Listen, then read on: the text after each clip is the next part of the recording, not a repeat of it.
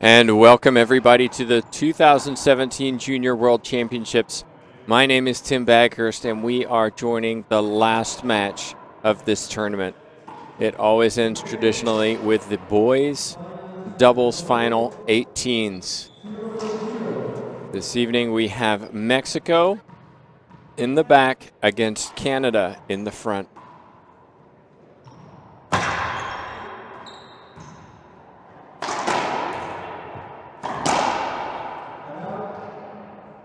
Mexico, the current reigning boys 18 doubles, but it wasn't this pairing that won it last year. Gerardo Franco on the left won it with Christian Longoria, who isn't here this year. So Portillo is on the right side. There'll be a replay. In the back for Canada, Webb on the left. Como is on the right.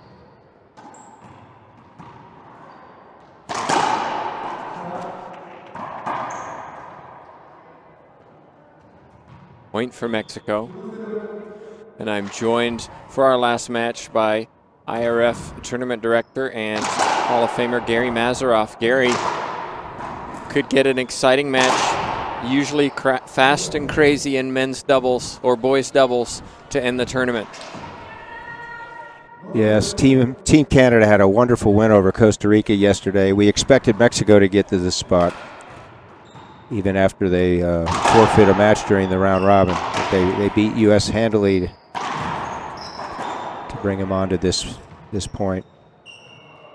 Well, there's an avoidable hinder, and it's hard to disagree with that. Webb can appeal, and he will. We have two line judges. I don't think he's going to win this one. I guess they didn't. Webb got stuck in the corner and was in the way of the Mexican.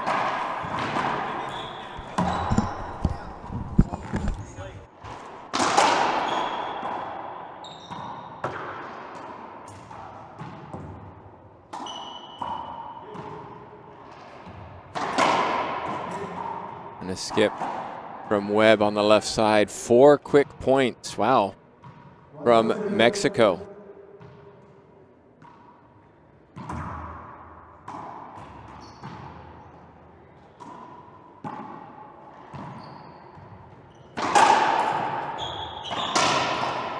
Through the legs from Como.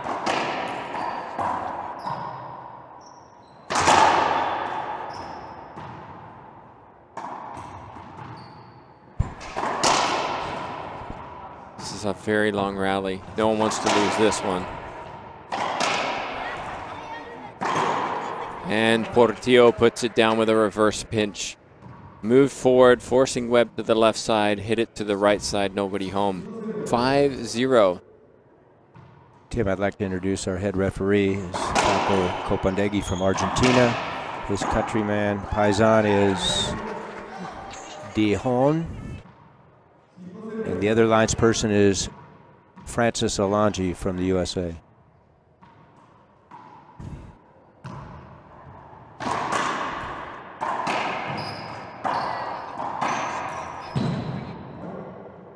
Smart shot there from Franco over on the right of our screen.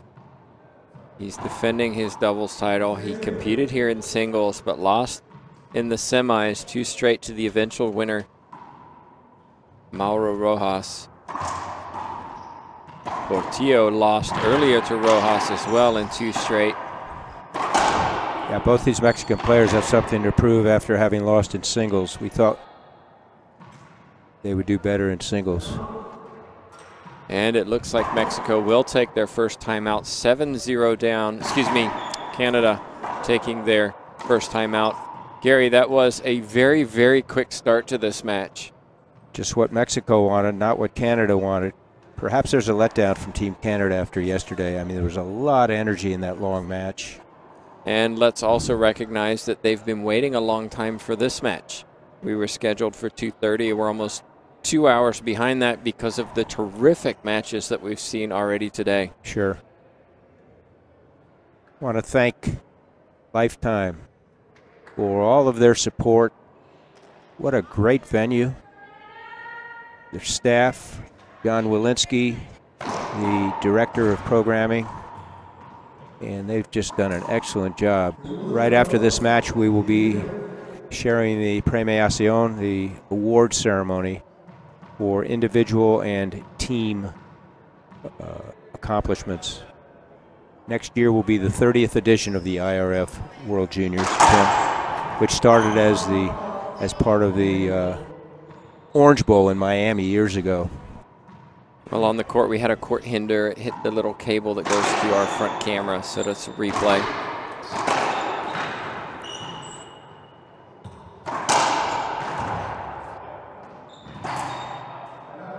Good idea from Portillo running up to take that on the short hop, but he got it all wrong. Side out, good timeout from Canada. A reminder, we'll have all of these matches that we've been streaming the last few days on our YouTube channel. Just go to youtube.com, International Racquetball Federation, and subscribe so you don't miss any of them.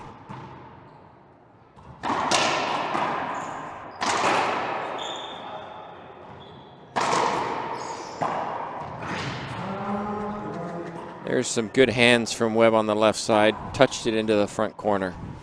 Canada now on the board. 1-7. Como, province of Quebec. Make that 2 again. Great use of the hands in the front court. His partner Webb lives in the Toronto area, Ontario. Great pass, inside out pass. Kissed off the right side wall, took it second bounce close to the back wall. Trevor Webb.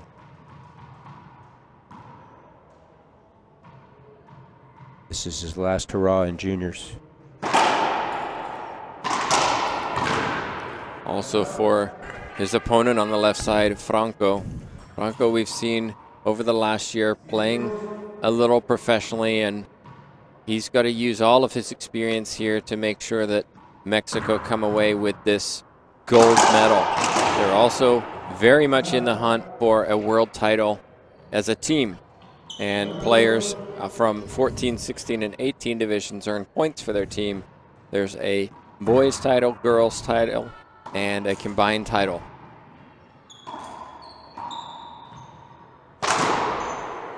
We also have the Esprit division, which consists of the 10 and 12-year-olds for boys and girls.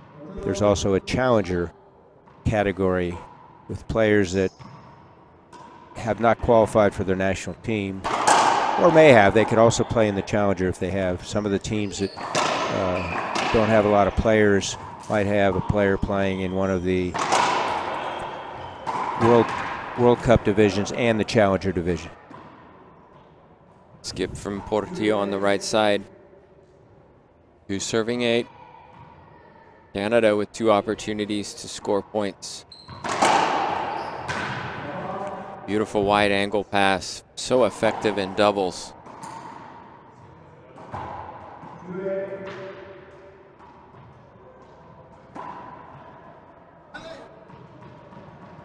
Thanks to everybody who shared our feed. We did reset it, so if you previously shared it, please do us a favor and do so again. Terrific entertainment from these players. Como puts it down. 3-8, Tim. Starting to gain some momentum, the Canadians.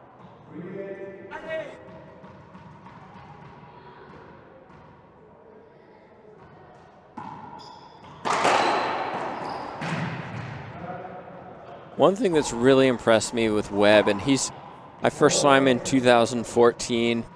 He's really improved his on-court behavior.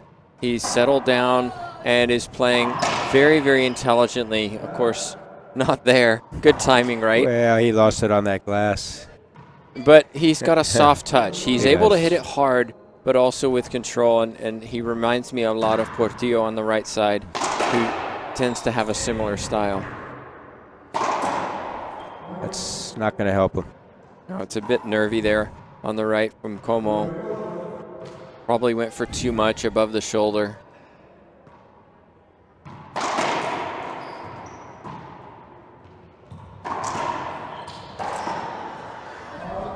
And another skip from Portillo. We don't usually see that. Might be a bit fatigued from his efforts in game or his first singles match this afternoon.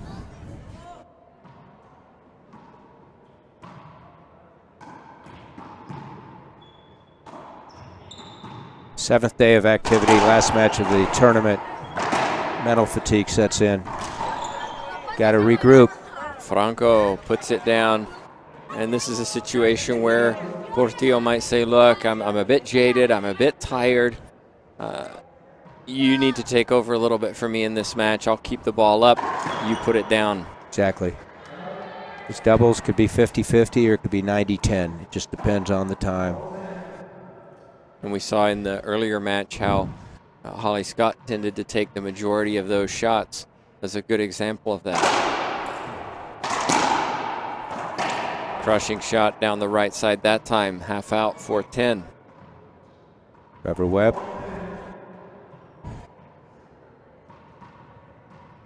Trying to work on this deficit. With the Nick lob left.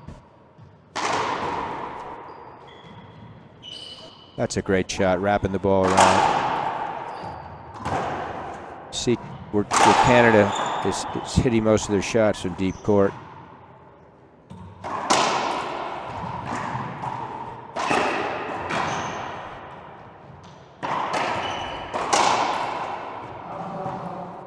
Dead ball hinder, screened out. That'll be a replay. So folks, with two serves, if that were the second serve, it would revert back to first serve.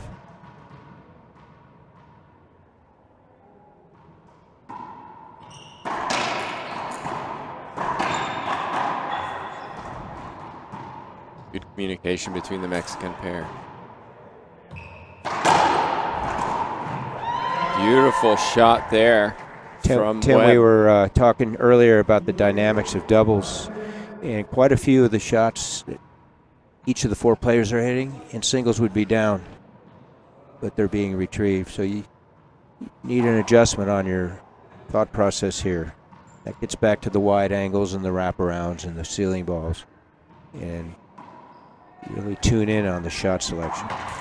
Rallies do seem to be a lot longer. You tend to hit more shots, and in some ways, singles, you're spending more time covering the court, but in doubles, you spend more time hitting the ball. You take more shots, and so you tend to wear out your shoulder. Like you said, it's a long week, and if you're playing singles and doubles, it's a lot of court coverage, and it's a lot of hitting. But they converged. According to Webb, they had contact. He's asked for a hinder. He's appealing the call. The call was side out. He's saying we had contact. That should provide a hinder and a replay in his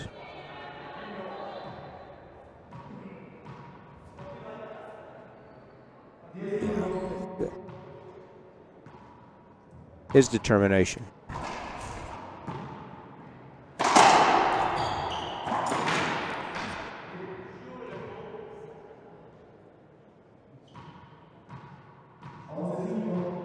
So 11-5, 11-5.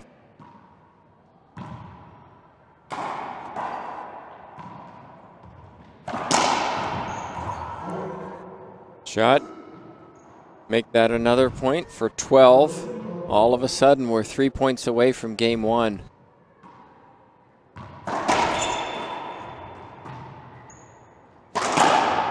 Wow. Great shot from Webb. Deep in the backcourt. And Gary, really, if you hit that, you say good shot because you're taking it back 38 feet. Yeah. What kind of percentage of success is he going to have? Probably low. Again, look where Mexico is when they're hitting the ball. Oh, terrific hands again from Webb.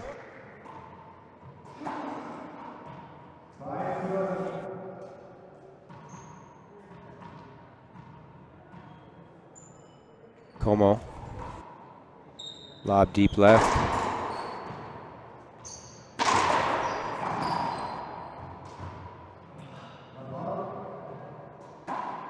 Players are trying to splat a lot of shots, Tim. Maybe going for a little too much. Well, they're leaving them up, and when you leave them up, you have at least one, maybe two of your opponents right up there to grab it. Maybe.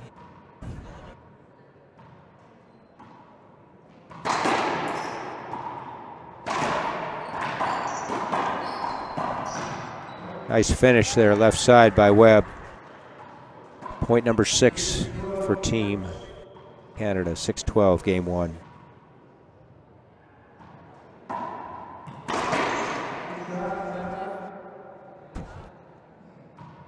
Franco made a statement on that one, my friend. Yes, he did. Let's see if they can finish this first game. They're up 12-6.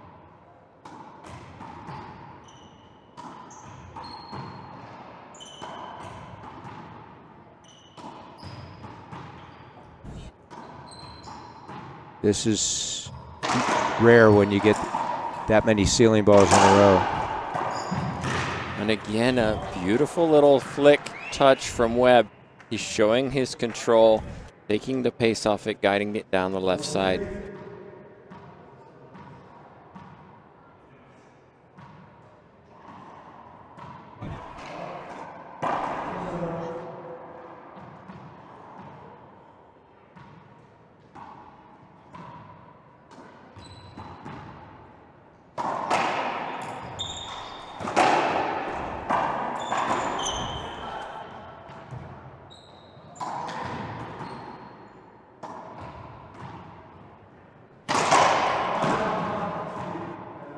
Well, you feel that the longer the Canadians can stick around this first game, the more pressure it's going to put on Mexico. They started very fast.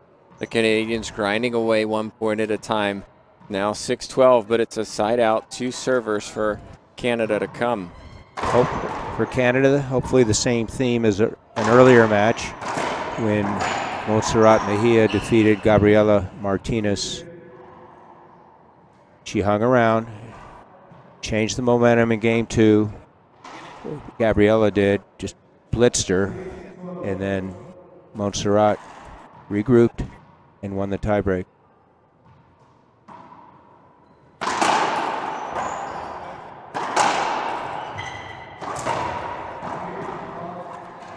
Webb had the opening and missed it. And you see he's taking the majority of shots for the Canadian team. He played well this week in singles. Didn't advance to the final, but here he is in a final of doubles.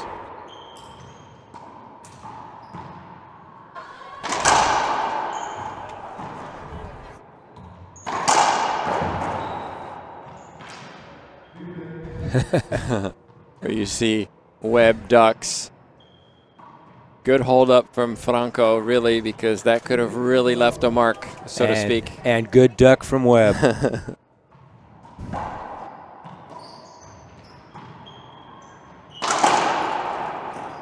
They got what they wanted off that serve. Now they have to end the rally.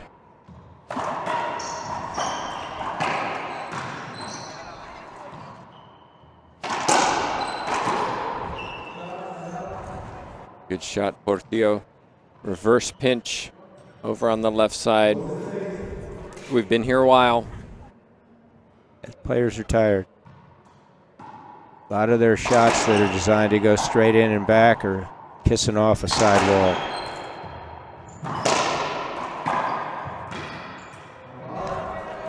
Half out.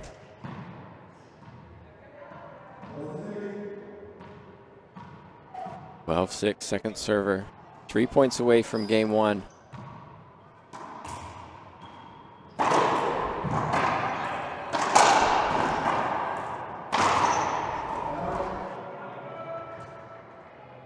Neither team has taken a timeout. You feel like one of them needs to, just to change the momentum a little bit. Excuse me, Canada did take one much earlier. They have one left.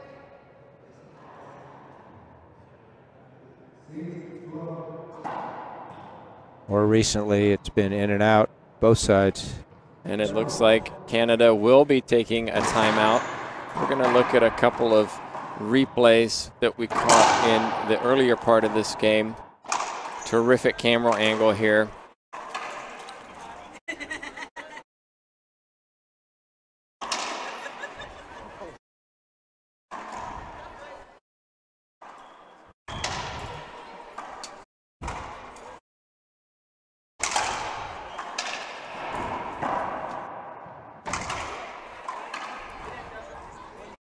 Well, I'm not sure what happened to our replay. Apologies. Here's a different one. In the slow-mo. I love how they wait for the ball to come off and drive forward, and there's that touch from Webb. He takes it inside the encroachment line, can do whatever he wants with it in the front court because both players are behind him for Mexico. Like feeding the ball into a great center in basketball, just soft hands. Or third baseman in baseball who can just grab that ball as if it's part of their hand. It's amazing. So.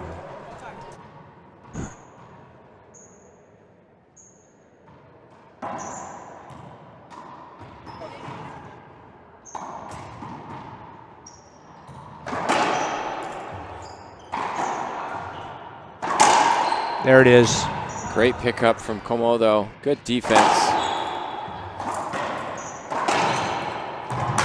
3 wide angles from Portillo. Finally, he goes straight down the line. Great effort from the right-sided Canadian, but ultimately it was Mexico who controlled that entire point. He hit 4 straight shots. The fourth was a statement shot, and all of them were from the front court.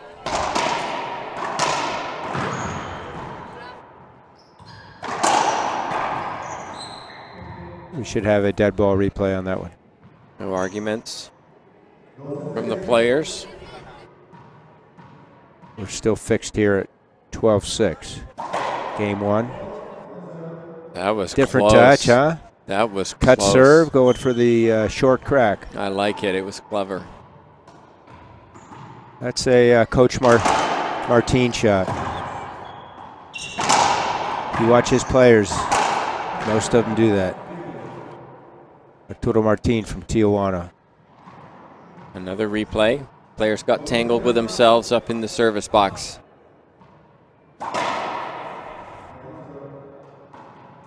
We're here at Lifetime Fitness in Minneapolis, Minnesota. This is our final match of the Junior World Championships. Finally, Mexico earn a point. 13-6, 2 points away.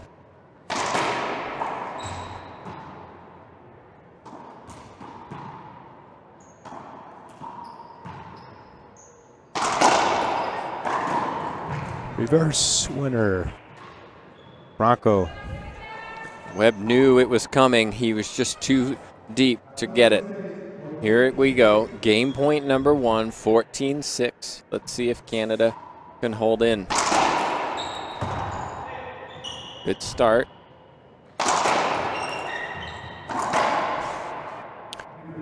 And another replay. Como's fortunate on that one because he was grossly out of position. Subtleties of doubles, folks. Such a different game. Communicating, positioning, covering, shot selection, listening to your coach. Great concept there, huh, Tim? Gary referencing some of the diversity in coaching that we've seen this week. Gary, we've talked about this week about doubles, and sometimes you have to have a leader in the doubles who takes charge, and it doesn't always have to be the best player. It's just somebody who can provide confidence, stay positive, make suggestions on strategy. Absolutely. Because oftentimes 2 great singles players are not productive as a doubles team. 1 + 1 is less than 1. You can get lesser players in singles, and collectively the power of that team is a lot greater. Which is also why you see players in the final of this doubles who weren't necessarily in the finals of single. Yes. Portillo over on the right is the exception. So they staved off game point number 1, and here they're serving 6-14, trying to lessen the deficit. Game 1, 29th IRF World Junior Racquetball Championships. Piso.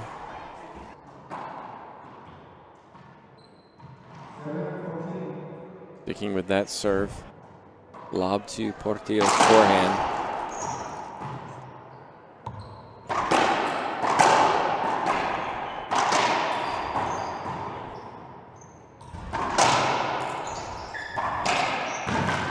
Ball's down.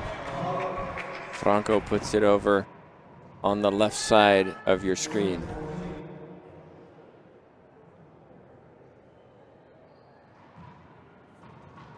So earlier, Como was serving the high lobs to his partner's side, the left side.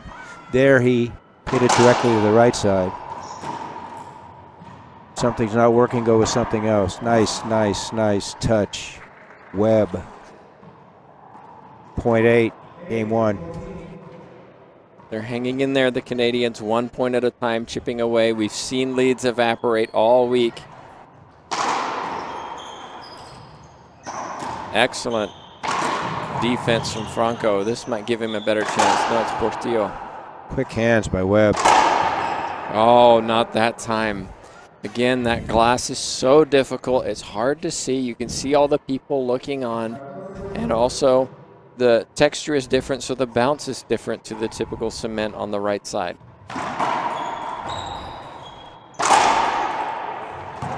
Good cover by Franco.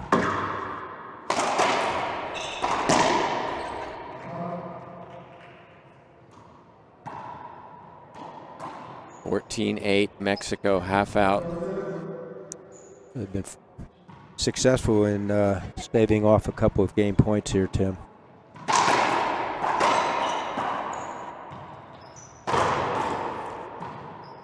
Wraps it around. Here they are. Beautiful shot from Webb. Coming in to serve again. Strange things happen, as Tim said earlier. And we've seen it all weekend. This morning we saw terrific matches, which is why we've extended this coverage throughout the day. This was a 2:30 start, but so much drama we've experienced on this court today, and we hope you have enjoyed it. Reminder, we'll have these matches up on our YouTube channel. So the call was a skip. There's an appeal. Webb thought the ball rolled. The call by Franco was skip.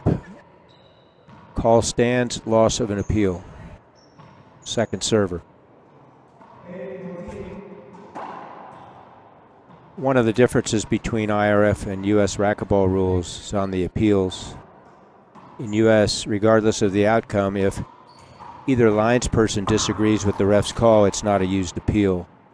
In IRF play, it has to be either a replay or the call reversed, overturned. Wow.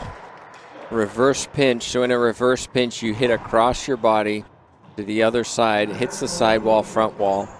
And in that case, Webb couldn't have done it any better. 9-14. We talked about momentum swings all day. And again, if Canada is not successful in winning this game, at least they know they're competitive and they have more confidence for game 2.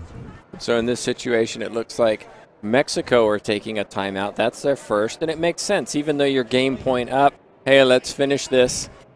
In reality, take a timeout when you need it. They haven't been able to get that last point. We've mentioned how difficult it is to win that last point because it's also so mental and it's not just another point. Do I need to do something different because it's game or match point? And that's a coaching strategy. We've seen sometimes where a player will try to get cute on a game point or match point and do something different. But the reality is it's often better to use or do what got you there in the first place rather than try something cute, maybe a different serve, and then you regret it immediately going, why didn't I just stick with what I was doing? Case in point, yesterday I was reffing a match. Team B was serving. They were down 7-14. They got back to 14-all. And then on game point, the guy skips the ball in on the serve. So was he trying to do something cute? Probably. Something different? Probably. Go with what got you there.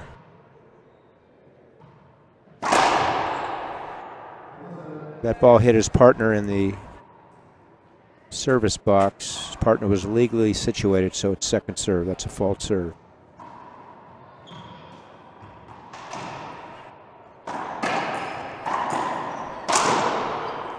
Finally, Portillo rips one cross court for the reverse pinch winner. Smart timeout, as we said, Gary. They take game number 1, 15-9. We're going to take a quick break ourselves, and we'll be back for game number 2. Welcome back, everybody, to game number 2. Mexico took the first 15-9. They raced to a 7-0 lead. Canada chipped away 1 point at a time and was eventually able to get back in this match. They saved multiple game points, but ultimately Mexico took a smart timeout, Gary, and were able to come in and finish it off. Yeah, they had minimum of 4 game points. Great timeout. Reverse pinch winner by Portillo. Put it away.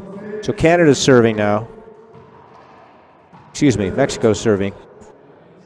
Canada needs to get a side out immediately and get some points. So as first servers, Oni Portillo gets to serve this. And then when he loses a rally, Canada gets their turn with both players. Different twist on that serve. Jammed it in the middle. Como read it and slapped a backhand winner left side. So now they're coming in. That's what Monsieur Gagnon wanted. Referring to the head coach of Team Canada. Yeah, Michel Gagnon, and the head coach of Mexico is Fabian Padilla.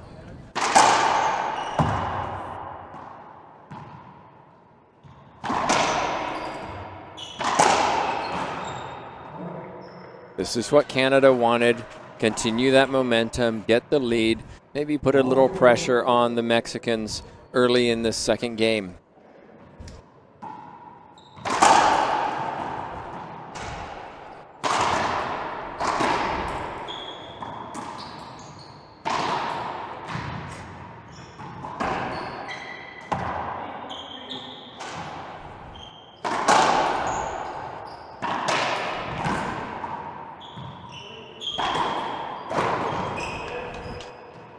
Deep court.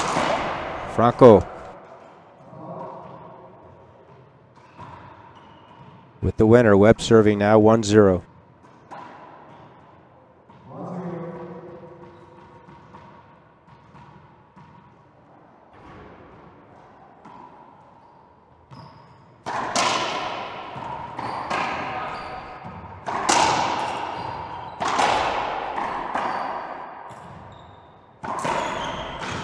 Great get, Franco. Oh, 2 bounces was called. One line judge disagrees, one agrees, so the call stands. The only time it can be overturned is if both line judges disagree. Each team has 3 appeals per game that are incorrect. If it's correct, the call's reversed and they get to keep their appeals. And now Mexico's down to 2. They lost an appeal on that one. 0-2.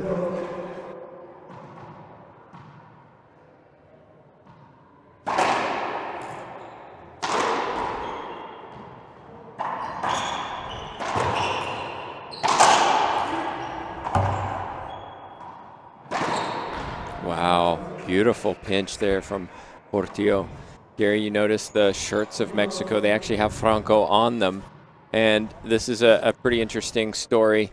He was injured in a racquetball accident where he crashed through the glass doors and severely hurt his arm. He went through multiple surgeries to repair it, and those shirts were sold as a way of fundraising to help pay for his hospital bills. That was great. It's great to see him competing again because he was out for quite a while. He's not only competing, but competing at the highest level. Absolutely. Bronze medal in singles, looking for a gold medal in doubles, one which he won last year with his teammate Longoria, who isn't here this year.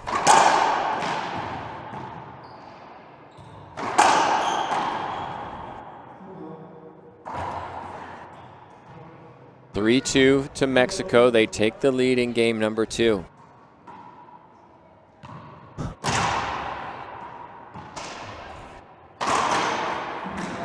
Critical inning here for Canada, Tim.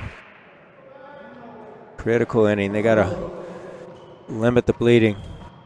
4 unanswered points. That'll be second serve. Failure to check the opponent when he or she is not ready. 2 ways of indicating not readiness. Non-readiness is racket extended above your head and or turning around facing the back wall.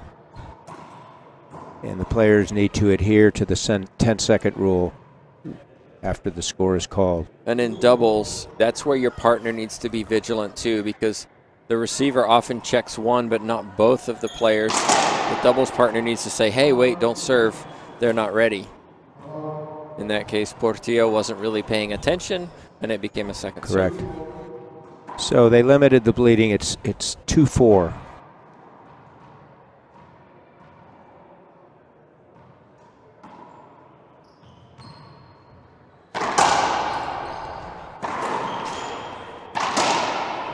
Ooh. That's going to leave a mark.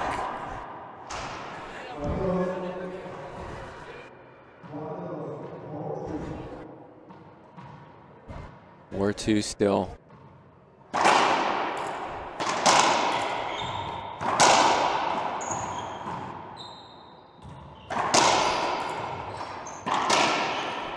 Oh, Great wonderful wide Great angle. shot. Great camera angle. We hope you appreciate all 4 of these angles for you. Great coverage of this match. Hope you're enjoying the live transmission. We'll announce in a little while the other tournaments happening that involve the IRF next year. So Tim, we talked about limiting the bleeding, which they did. They came in. Last inning didn't score. Shut Mexico down in that half inning, and here they are. Let's see if they can tie it or forge ahead. That's not going to help them. Discussed by Webb. Let's find a serve that works, folks. Going with a drive Z, I believe. And he overhits it into the third wall.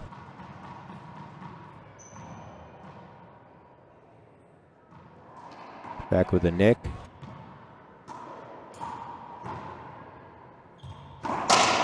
Overhit. Ooh, I don't know about this. Replay called. You can't call, I mean, it's, you can appeal it, but you shouldn't. Because once he calls hinder, play stops. They can't rule that Mexico won that rally because play stopped earlier. That's an incorrect call.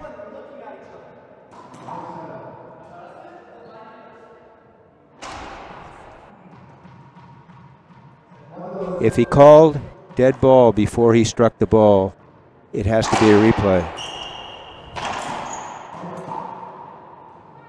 And we'll see if this actually affects the Canadians more than it did the Mexicans. You could see there was a little bit of discussion going on between them all.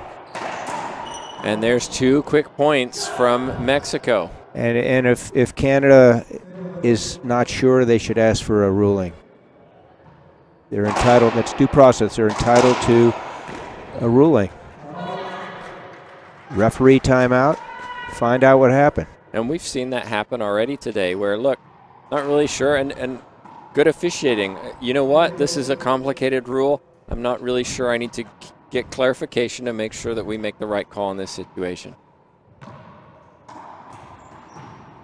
Tim, we're going to write that up in our upcoming book, you and I. I look forward to it. Terrific get from the Canadians, but ultimately not good enough. They pop it back up, and Mexico put it down for a 7-2 lead. 3 points in a row after that conversation. It's a game of momentum. Doubles it just swings back and forth, doesn't it?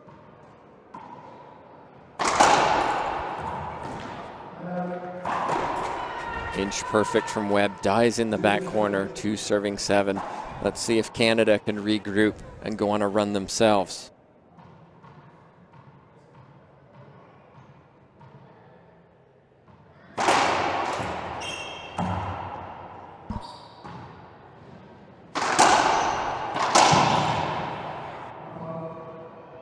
What's happening is neither of the Canadians are being successful with ripping balls from deep court, going low zone, keeping it up, and either one or both of the Mexicans are right up there to end the rally on them.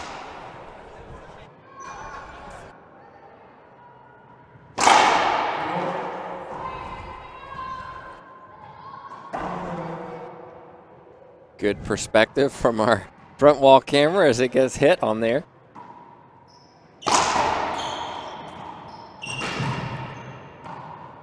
Great defense from Franco. He ran up and did something with it. Too often, players run up. Oh my gosh, I'm 3 feet from the front wall and I'm stretching. I just kind of pop it back up and keep it alive. He did something useful with it. He did. Nevertheless, Portillo was up there to take the ball out of the air and rip a winner. Nice, nice. Como. That's a beautiful touch from the right-sided player. Très bon, Como.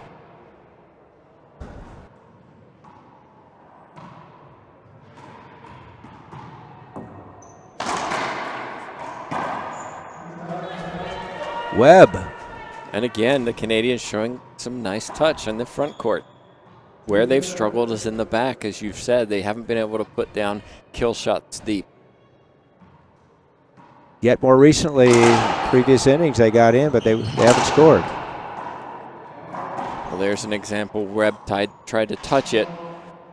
Portillo saw it coming, ran forward, and Canada are going to take a timeout. During the timeout, I want to remind you of the international racquetball events occurring next year. We have a very, very full schedule, starting with the Pan Am Championships in Chile from the 23rd to the 31st of March. The South American Games are a multi-sport event, and racquetball is part of that occasion. And that will be the 28th to the 20th of May to the 3rd of June in Bolivia. The Central American and Caribbean Games will be in Colombia.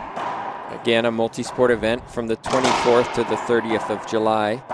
Then an IRF event, the World Racquetball Championships. Last year we were in Colombia. Next year we will be in China from the 10th to the 18th of August. Very excited to go out there for the first time. And not to mention, Gary's the director of the Senior World Championships, beginning with the age 35 plus. We saw 2 95 plus competing this past year, and it was just incredible, Gary. Oh, absolutely. And both of them indicated that they'll be back for the Century Division 100. They both expect to be back there in 5 years to compete. Incredible. They are held the last weekend in August. And then last on the agenda is the Junior World Championships, which are held every year from the 2nd to the 10th of November. We believe that it might be in Guatemala, but we are going to confirm that next year. Meanwhile, it's 8-2. Mexico serving 9-2. So Canada, the last 3 innings, got in and didn't score. That's not what the doctor ordered. Meanwhile, Mexico comes in and enhances the lead.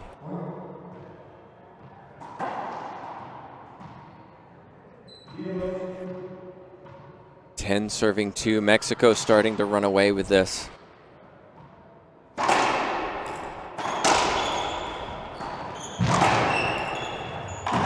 Great pickup from Portillo.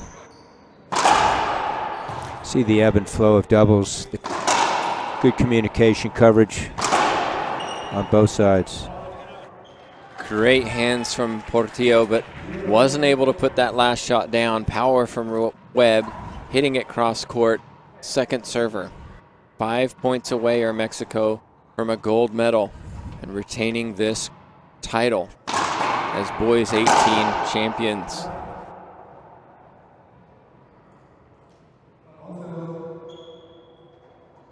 Hmm. 11-2. Franco says.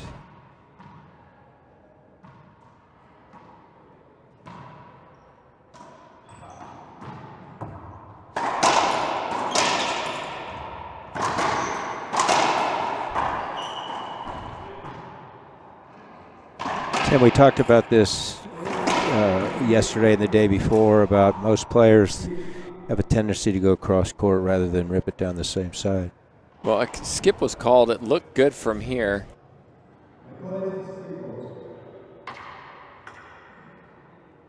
Wow. That was pretty neat from the Mexican team. They agreed it was a good shot and overruled the official. We love that fair play in a tense situation like a final. Very commendable.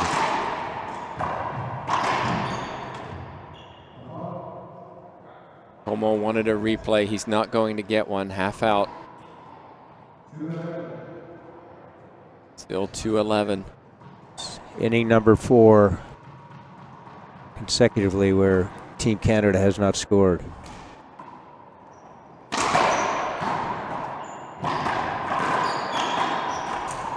Oh my goodness. Great exchange.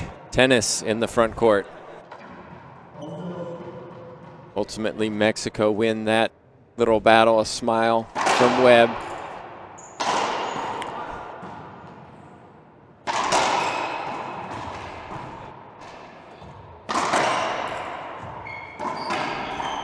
Through the legs from Portillo. Como puts it down. Second server, 11-2. The score differential in this second game is large, but the Canadians have fought gamely. They're still in this, 1 point at a time. Good shot called, though. 3 points away from this match are Mexico. Just a reminder, we will try and live stream the closing ceremonies for you as all these athletes receive their awards, many of whom will be crowned a world champion. Hope you join us from that.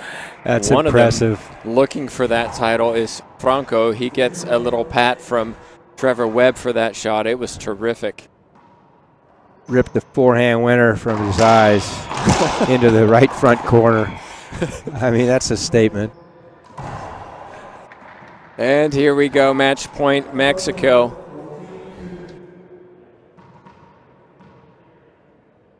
(14-2). They won the first 15-9. Portillo. And Mexico win it. Portillo takes complete control of that last point. And the last point was ditto the last point in game 1. Reverse forehand into the left corner.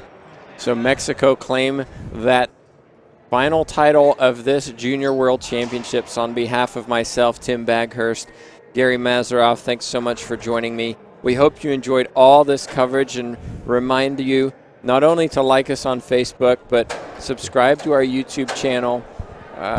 We will try and get over to the awards ceremony as soon as possible and provide you with some live streaming of that event.